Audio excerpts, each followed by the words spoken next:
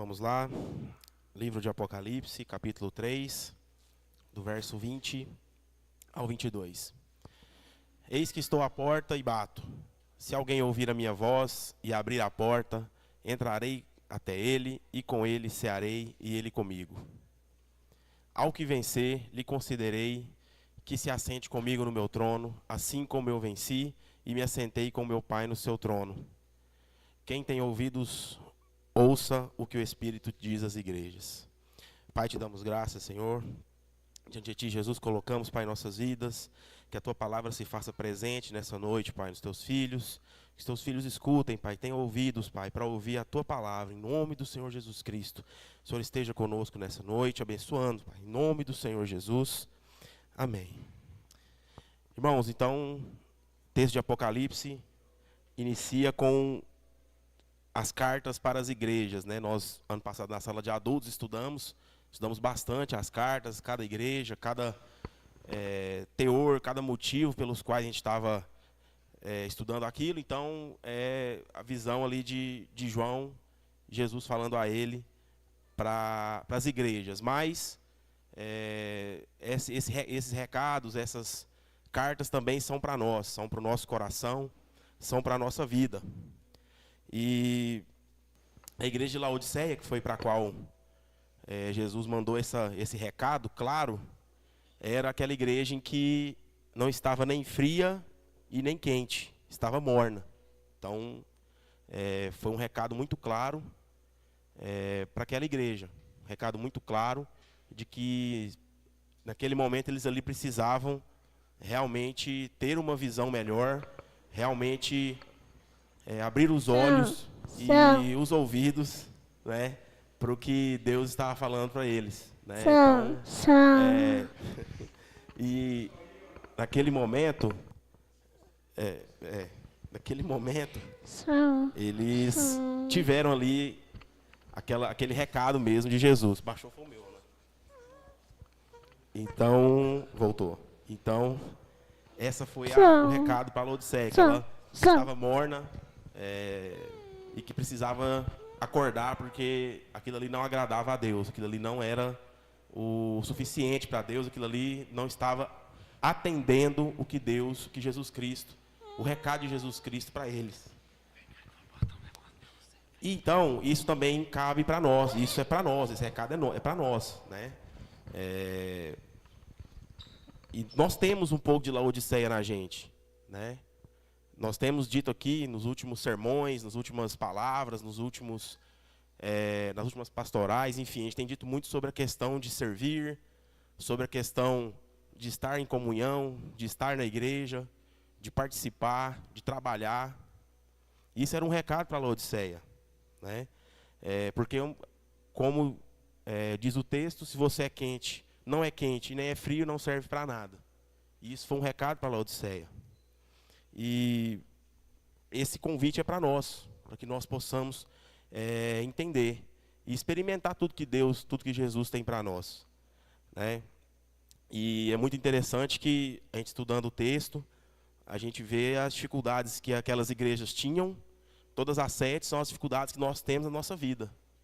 E a ideia do texto é justamente trazer o quão importante é ouvirmos, quão importante é estar em comunhão com os irmãos e com Jesus Cristo, principalmente.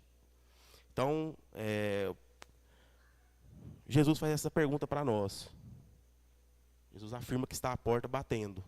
Como nós vamos reagir a isso? Primeiro ponto, primeiro ponto e óbvio, se ele está batendo na porta é porque ele está do lado de fora. Então significa que ele não está dentro. No caso de Laodiceia era claro, ele não estava dentro daquela igreja, ele não estava presente ali, eram cristãos sem Cristo, eram pessoas que se reuniam ali, mas não para adorar Jesus. Havia uma falsa adoração, uma falsa procura por Jesus, por Deus, mas que não era de todo o coração. E nós vivemos isso aqui, nós passamos por isso ao longo da nossa vida. Quantas vezes a gente veio para a igreja, quantas vezes a gente sai de casa e às vezes sem vontade de vir, sem vontade de estar aqui, chega aqui, participa, assiste o culto e às vezes sai até pior do que quando chegou. Então, muitas vezes, nós erramos nesse sentido, porque a gente tem essa mania de sempre achar que a gente consegue tudo, que a gente é autossuficiente, e que a gente vem aqui por uma questão de status social, ou de amizade, ou de, enfim, não sei, motivos vários, né? Medo de ir para o inferno, enfim. Muitos de nós comparecemos aqui por motivos que não são os quais Deus nos chamou para isso. E Jesus quer que nós experimentemos o que Ele nos oferece de melhor. Se Ele está na porta, se Ele está batendo, Ele está de fora. Porém, se Ele está batendo é ótimo sinal que Ele quer entrar na nossa vida, quer entrar na nossa trajetória, quer nos modificar. O versículo anterior, o 19, diz que Deus disciplina aqueles a quem Ele ama. E nós, muitas vezes, pagamos preços, temos dificuldades e nós não entendemos. Achamos que ações de outras pessoas, que são ações também, muitas vezes, né? Nós temos também que assumir nossas responsabilidades pelo que nós plantamos. A gente falou, que o pastor José falou sobre, recentemente, plantio e colheita. E é claro que tem muito disso. Nós colhemos aquilo que nós plantamos. Nós não conseguimos colher algo que a gente não plantou. E muitas vezes nós achamos que colocamos na conta de nós, e é verdade, no nosso plantio, mas também é Deus fazendo o trabalho dele. É Deus nos disciplinando, para que nós aprendamos, para que nós cresçamos na obra. E isso nada mais é do que Jesus trabalhando para que nós cada vez mais possamos servi-lo com qualidade, com o que Ele espera, que é o nosso coração 100%. Na sequência disso, Jesus fala que aquelas bênçãos que nós tanto queremos, muitas vezes são aquelas que os planos dele não têm para nós. Muitas vezes nós queremos, a gente pede de oração, a gente pede isso, a gente pede aquilo, a gente pede para trocar de emprego, a gente pede para trocar de carro, a gente pede para tanta coisa. E quando não acontece, a gente se frustra. A gente fica... E aí começa a culpa, né? A gente começa a culpar Deus, começa a culpar a liderança da igreja. A gente começa a culpar a todos. E a gente não assume, primeiro, que nós estamos plantando, e também o fato de que isso pode ser, sim, Deus nos disciplinando, Deus nos trazendo para a realidade. Filho, acorda. Você está viajando aí com coisa desse mundo e não está preocupado com o que realmente importa. A gente fica. O dia que acontece, a gente para de comparecer na igreja. E isso acontece, que já aconteceu comigo. Quando eu arrumei um trabalho, pedi a Deus para ter um trabalho, que eu estava com dificuldades, tem muitos anos, mais de 10 anos, eu acredito. E eu buscando uma oportunidade de trabalho, numa empresa bacana, consegui. A partir daí, como se não existisse igreja para mim, não ia mais aos cultos, já nem ia tanto, parei de ir geral. Parei de ir e ouvi muita coisa na minha casa. Mas depois a disciplina veio. Como em tantas outras vezes, quando a gente erra, e às vezes a gente acha que é só alguém de fora nos prejudicando, no ambiente de trabalho, quantas vezes a gente coloca dificuldade culpando terceiros, quantas vezes a gente coloca dificuldade em relacionamento nosso culpando os outros, quantas vezes nós, na faculdade, culpamos o professor porque não deu aquela nota que a gente precisava, faltava meio ponto, o cara não me deu. Então, o que nós estamos plantando é fundamental para nós entendermos o porquê Jesus está lá batendo na porta e a gente não abre. Se a gente não abre, é porque às vezes a gente não confia. Porque realmente a gente não abre a porta da nossa casa para um desconhecido. Eu não vou abrir o portão, a porta da minha casa para uma pessoa que eu nunca vi, que eu não tenho intimidade, que eu não tenho confiança. ou que eu chamei, né? Às vezes a gente chama alguém para fazer um serviço lá, a gente abre, né? A gente chamou, a gente procurou aquela pessoa para estar ali, realizando um serviço. Ou a gente, às vezes, chama alguém para fazer uma refeição, almoçar, visitar a gente abre o portão, porque nós conhecemos aquela pessoa, a gente tem confiança naquela pessoa. Por isso, se ele está de fora, se ele está batendo na porta, ele está de fora. Se ele está de fora, nós precisamos fazer uma análise, uma autoanálise do porquê. Por que Jesus está de fora batendo na porta da nossa vida? Porque nós estamos sofrendo tanto, porque nós estamos apanhando tanto, tendo tantas crises aí, tantos problemas, e a gente cada vez mais busca Jesus, mas a gente não abre o coração verdadeiramente. Essa análise é individual, é de cada um. Essa análise tem que ser realmente de cada um de nós, para entendermos mesmo o que está acontecendo, por que ele está de fora, por que ele está batendo, por que nós não conseguimos abrir. Como eu falei, se a gente não abre a porta, é porque a gente não confia. Se Jesus quer cear conosco, como ele diz no versículo, se ele quer cear conosco, é porque ele quer estar conosco, que ele quer nos abençoar. E quando ele fala isso, quer entrar e cear, que é o segundo ponto, ele quer entrar no nosso coração, na nossa vida, transformar a nossa vida. Quantas pessoas nós conhecemos tiveram vida transformadas por Jesus?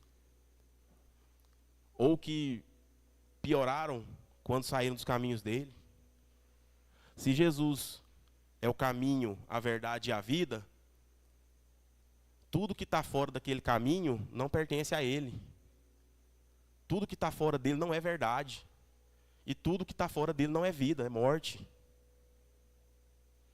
E trago essa reflexão para os irmãos, aonde nós estamos caminhando, onde nós estamos pisando. Aonde nós estamos, o que nós estamos fazendo, né? E Jesus quer entrar, quer cear conosco. O meu avô faleceu aí, fez 4 meses hoje, inclusive. Ele tinha o hábito de fazer refeição numa poltrona que ele tinha lá na casa dele. Ele ficava na sala e ele sentava, ele não gostava muito de comer em mesa, né? Cultura dele, né? E ele sentava naquela poltrona dele e botava o prato ali no colo e começava. E ele só chamava para comer perto dele, nós, familiares, netos. Depois de um tempo era só neto e bisneto. O João já comeu lá no sofá com ele uma vez, num almoço lá que a gente teve. Se a gente não confia, isso é somos todos nós. Ninguém almoça, ninguém vai cear, ninguém vai fazer uma refeição na casa de outra pessoa que você não tem ligação. Muito difícil. E essa confiança, esse cear com ele, esse estar com ele é comunhão, é viver realmente nele, caminhar com ele, é estar com ele, é fazer tudo aquilo que ele quer na nossa vida, é cumprir o chamado que nós temos. Quantas vezes nós vimos irmãos, e eu já passei por isso, já fiz isso, correndo de chamado, se escondendo, se omitindo. Muitas vezes, não querendo executar aquilo ali, mas com medo de alguma coisa, executa, às vezes faz relaxadamente, faz mal feito, gera um problema enorme para a pessoa, para a igreja, para a liderança da igreja. Eu já fiz assim, já fiz isso, já fui dessa forma. E o final não é bacana, a gente sofre, é disciplinado. Hoje no trabalho, estava até falando com o pastor João mais cedo, a gente teve 2 incidentes depois do almoço lá na fazenda, lá de Barro Alto. E foram juntos. O coordenador de uma turma lá chamou, falou, tem 2 rapazes aqui que estão com sinal de embriaguez aqui na fazenda.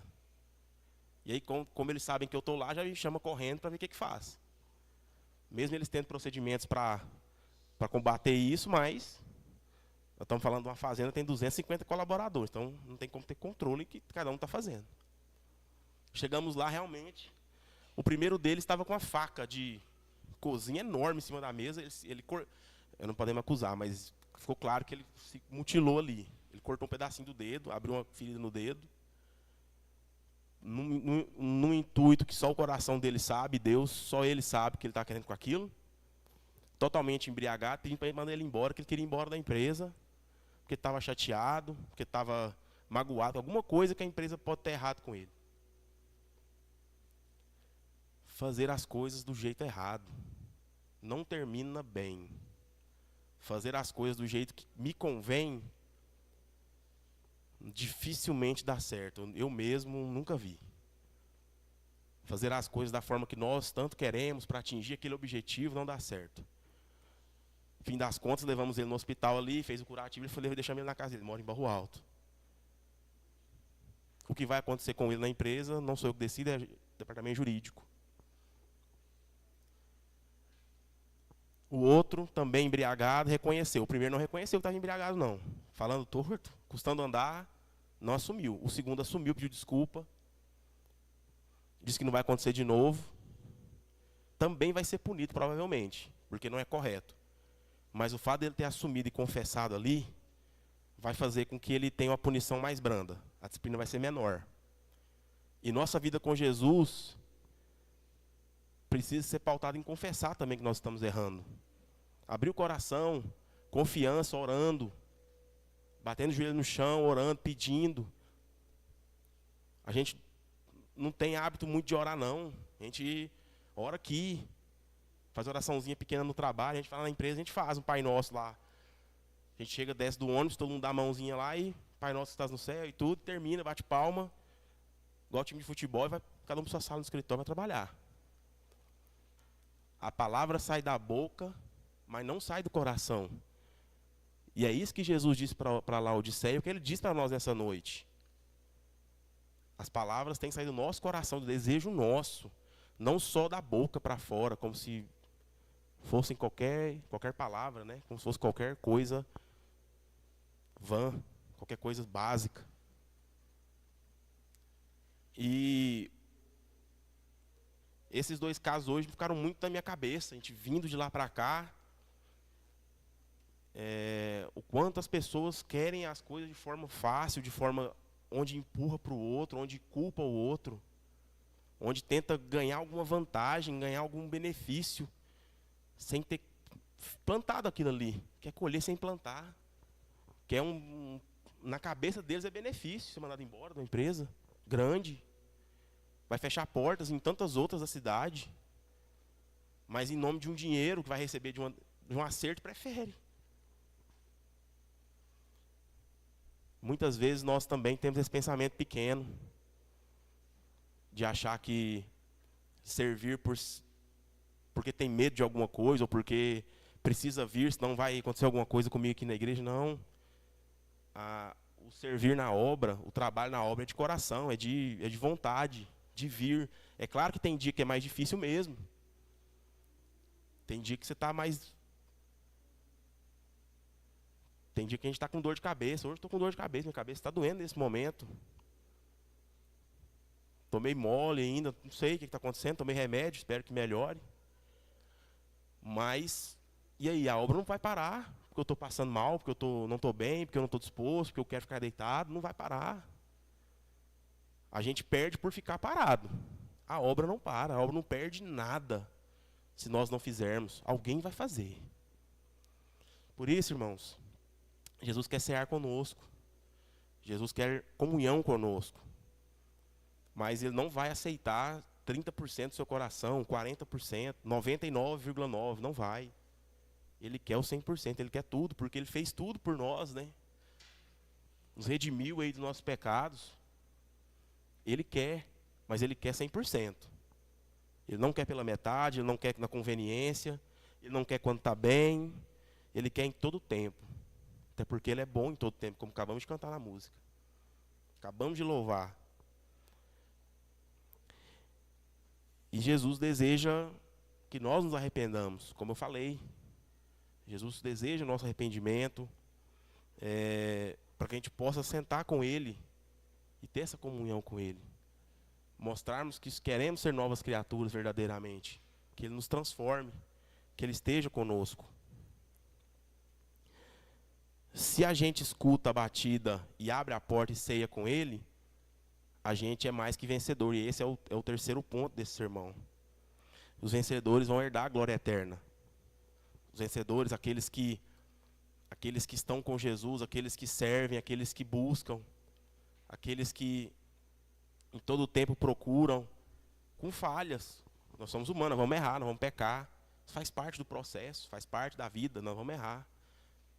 Ninguém aqui é perfeito, nós vamos ter problema, vamos ter falha. Agora, fica muito perceptível o coração daqueles que servem verdadeiramente, fica muito claro.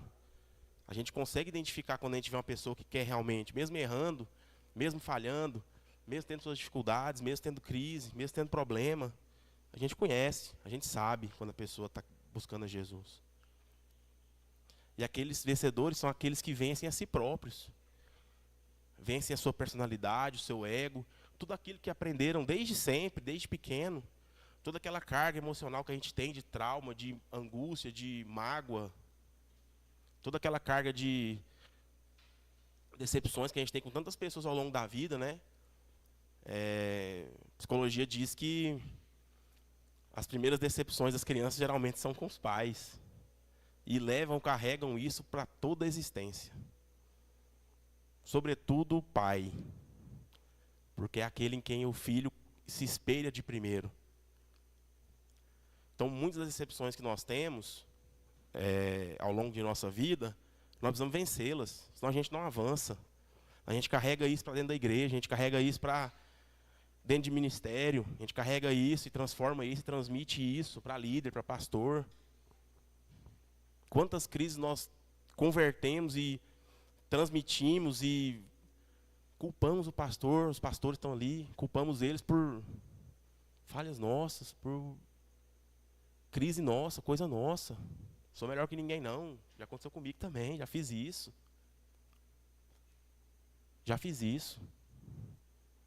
Mas a gente sabe reconhecer quando a gente erra, a gente pede desculpa, volta atrás.